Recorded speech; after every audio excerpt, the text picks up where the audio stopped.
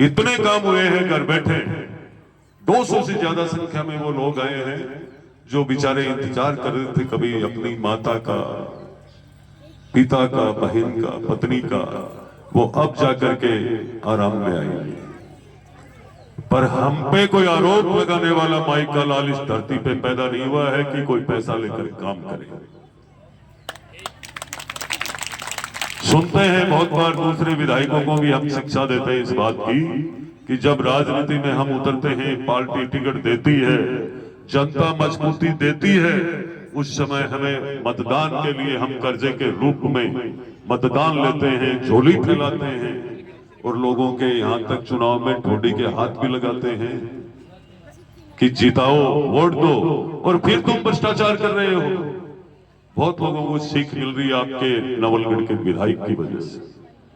तो मैं आज इस वार्षिक उत्सव समारोह में मैं ये जरूर कहूंगा कि सबसे पहले उन भामाशाहों को याद करना चाहिए जिन्होंने इतनी शानदार बिल्डिंग देश आजाद हुआ तभी दी थी।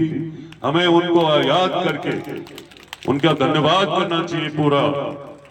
पूरे परिवार का कोटि कोटि वंदन करते हुए मैं ये कहूंगा कि बच्चों का जो भविष्य बनाने का समय है और बच्चों का जीवन सब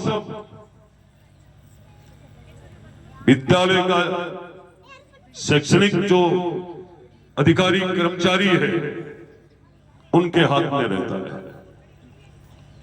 आप सबको जिस तरीके से सरकार ने आपको जिम्मेदारी दी है इनके जीवन को सफल बनाने के लिए, शिक्षा के माध्यम से सर्वप्रथम आपको अपने कर्म पे सच्चाई से उतरना चाहिए। मैं पूरे स्टाफ को कहना चाहूंगा।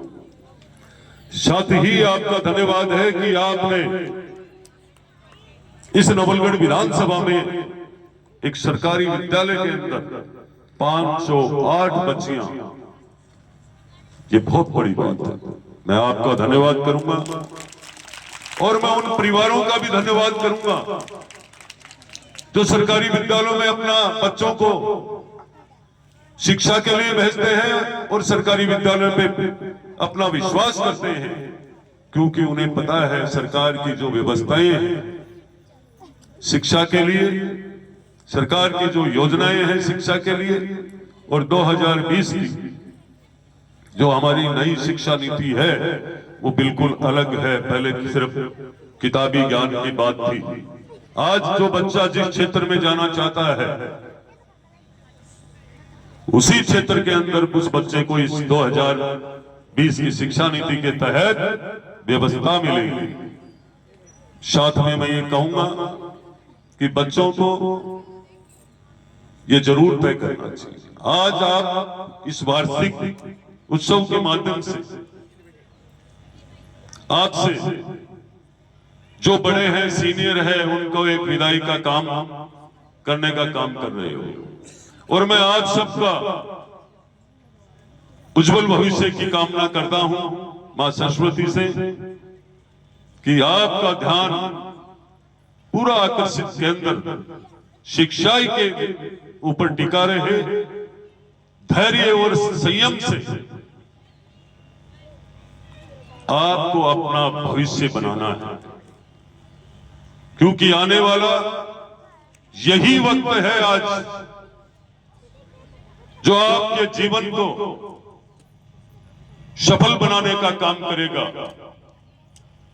तो आप अपने मन से अपना कर्म निश्चित रूप से करते रहिए। आने वाला कल आपका सफल होगा, क्योंकि इस विद्यालय की बच्चियां